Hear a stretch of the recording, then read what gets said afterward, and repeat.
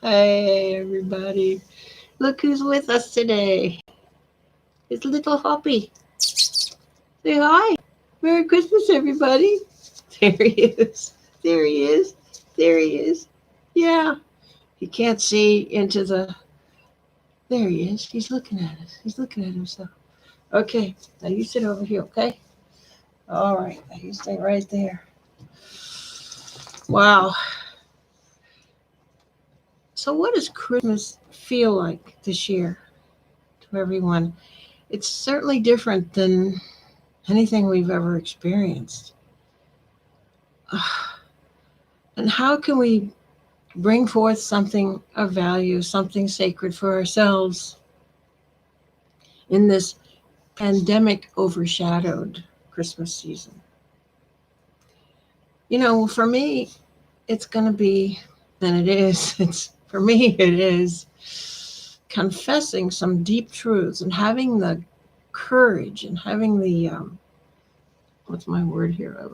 Having the daring to say what I really think. When I was hospitalized with COVID, I realized that there were some passionate ideas, to me, deep truths that I was carrying that I just have to start to confess. It's like guilty secrets that I harbor, that I'm afraid to say. So I'm declaring my Christmas season to be a time when I just give it up. And I invite you to consider that for yourself, because we all do this. We have deep insights, but they're so shocking, they're so revolutionary and extraordinary that we kind of bury them. No one's going to want to hear that. But that's exactly what the world needs. The real meaning of Christmas is the birth of a new idea, the birth of a new dispensation, a new birth of something sacred, something holy, something powerfully transformative. Yeah. So for me, that guilty secret is that I don't believe in money. Money is not what we think it is.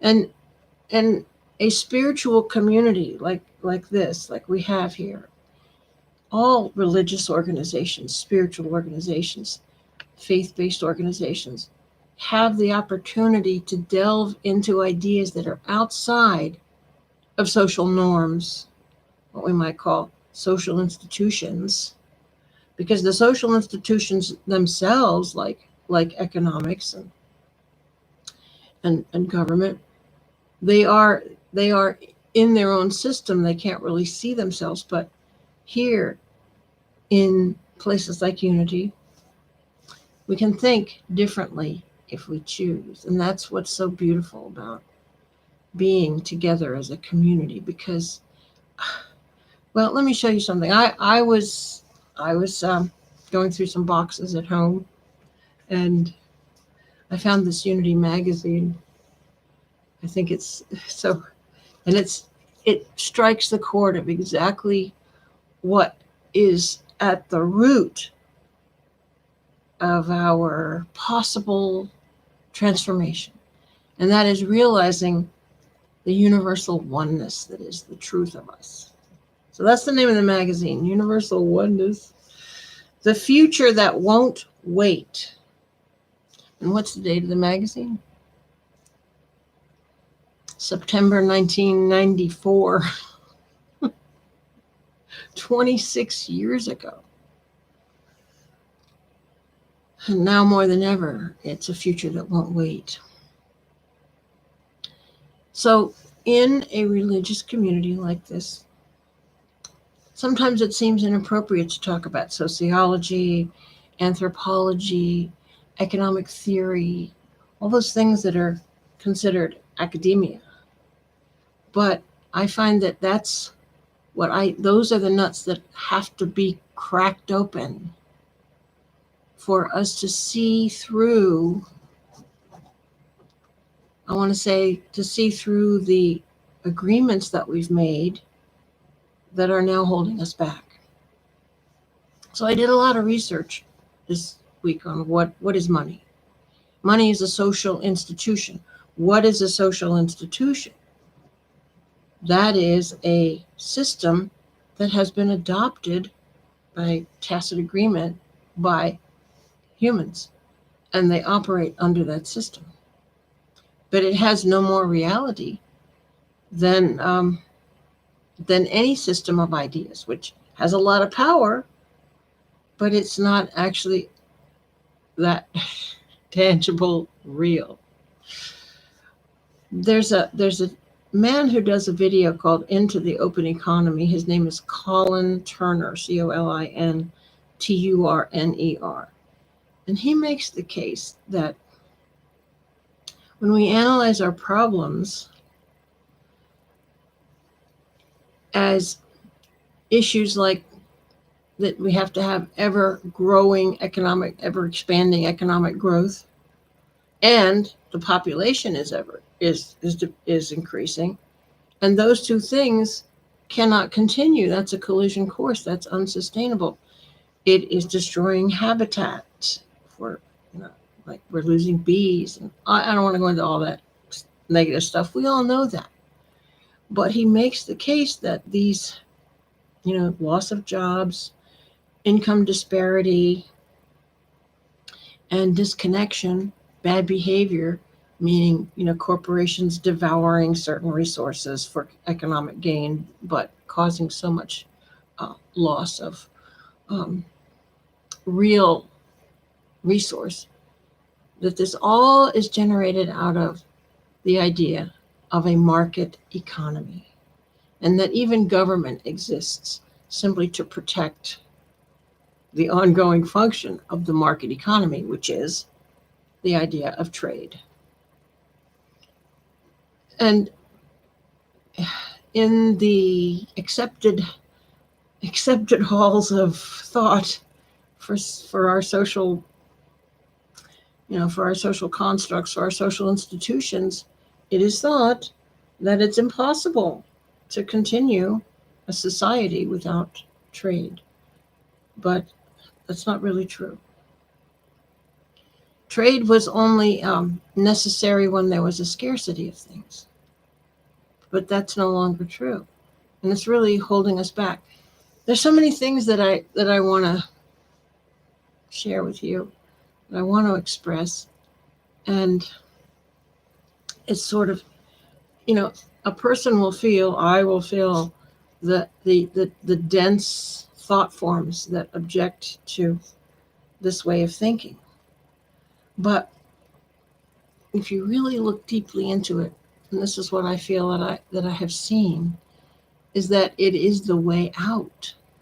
It is the way out for our survival to continue, is for us to gradually replace our bean counting idea of money with a different idea of how to have an open economy, how to have free exchange, free labor. So social institutions are such a powerful illusion, such a powerful idea. But Jesus knew all this. He lived above the level of materiality. And I'm not saying that we just drop everything right now and act like money is not real right now. No, I'm not at all. But what's so beautiful about this is that we are all one. We're in a closed system of the earth, and we are all one consciousness field. And as we change our perceptions, and as we change our belief system and our convictions, things gradually transform. Now I just can't live anymore pretending like, oh, it's always going to be this way. People are selfish and they're never going to change. Human beings are the most adaptable creatures on the earth. That's why we have survived. and become like an invasive species, because we can adapt to any environmental situation, we can adapt to circumstances as they change. And we do have the capacity of compassion. And that's what is one of the points that Colin Turner makes, is that because of a market economy where everyone has to exchange something for something else, and some people are totally without, there's a disconnection, that there's a psychological disconnection that is very destructive. And I think that's one of the things that Unity brings to the table. I mean, the name of our organization is Unity, and we work to experience and feel that we are all one, that we are connected at a very profound level in a system of evolution and growth that is our lives, that is our supreme experience. So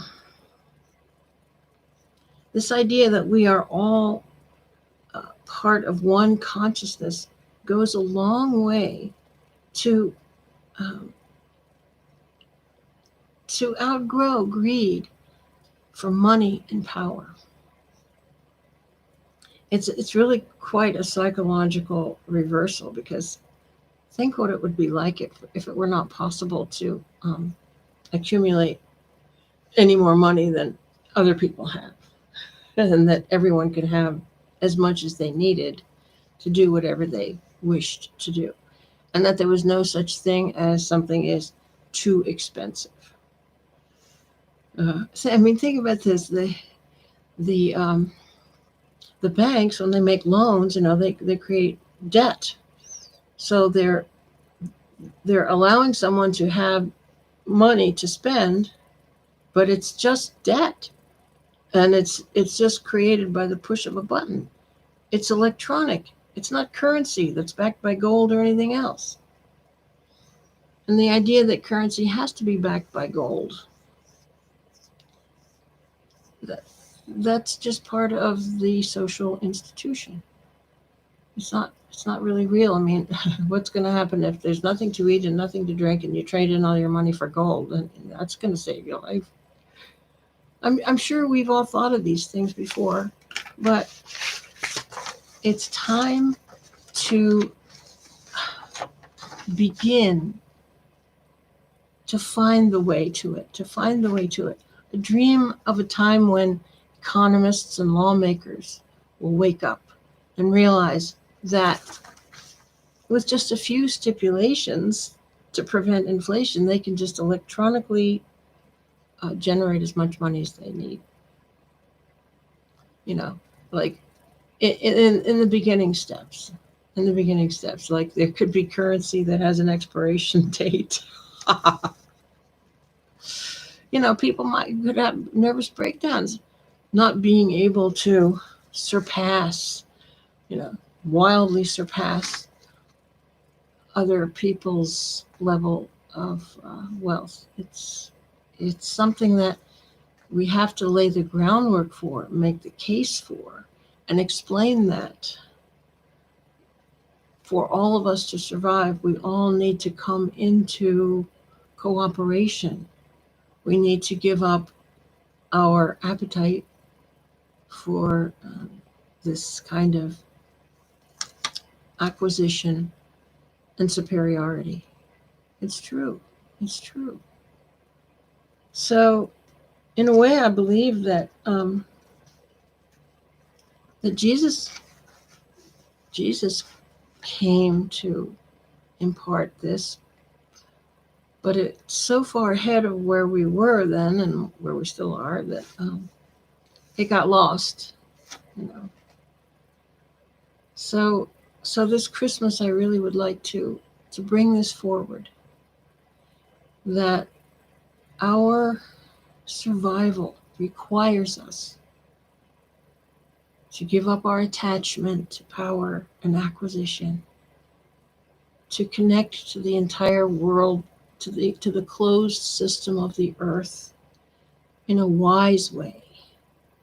We have everything we need to do this with the technology and the communication and the distribution systems and the population. It's not like we're shorthanded. We have everything we need to pull this off.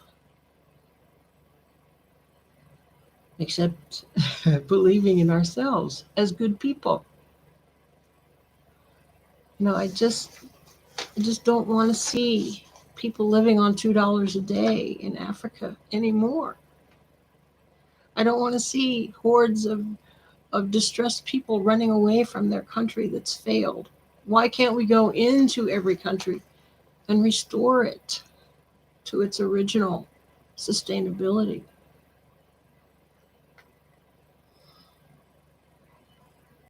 We can.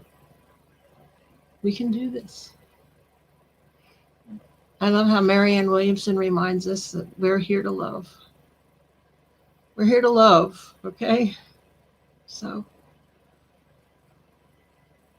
I'm ready. I'm ready to start to take that on and do whatever comes within my reach to do to express a vision and to start to establish the practices that will liberate us from the tyranny of money. Before we have our little closing moment of prayer, our church is still under the tyranny of money. So if you want to buy one of those Christmas cards, where are they? Oh, I don't have them. And if you want to buy a children's nutrition book to give to a child for Christmas, and if you want to buy one of our yard signs, I do have that.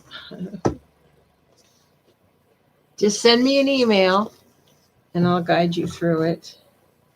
Also, I want to tell you, as I was going through my things, I found some books that I'm going to put them out in the Little Free Library to borrow. Friends in High Places, about all the people throughout history that have had mystical experience. And the same ideas that we teach in Unity since, the 600s. And then this Universe is Calling. This is a wonderful a book about prayer by Eric Butterworth, the extraordinary Unity minister from New York City. And that's his book on prayer. The Universe is Calling. It really shifts us out of thinking of ourselves as separate from God when we pray. I mean, think of it. Every thought that we think goes into creating the unified field of consciousness of which we are a part. And so it behooves us to create that field of consciousness with love, with compassion, with wisdom, with vision. So let's just take this thought into a closing wrap-up feeling. We are willing to welcome all humanity into the fellowship of living in enough for all. Are we willing? Are you willing? Declare it. We are willing to welcome all humanity into the fellowship of living in enough for all.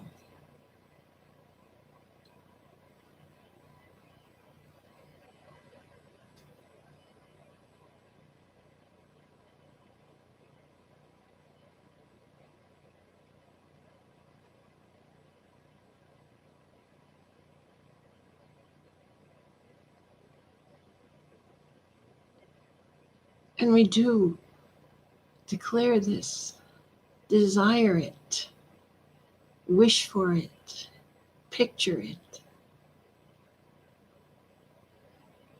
And thus, we are making it so. Thanks for being with us, and I hope you'll share this video with other people that care about, and that we become a place, Unity of Muskegon becomes a place where people feel connected to a love that reaches out into a new world, a new civilization. It's, as this magazine says, it's a future that won't wait. Bless you. Bless you.